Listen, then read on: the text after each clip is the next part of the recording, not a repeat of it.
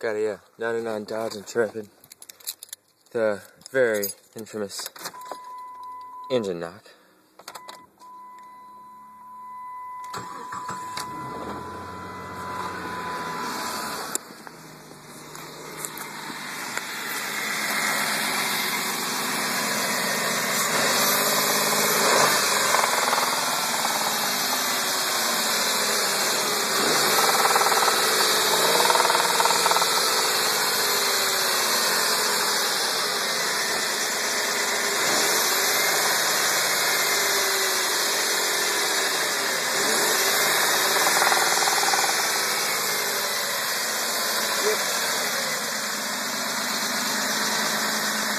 It usually doesn't do it. I just cranked it up for the first time today, so see if you can get a better sound of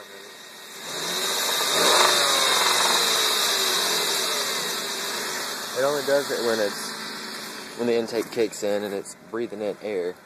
So, and sometimes it won't even crank.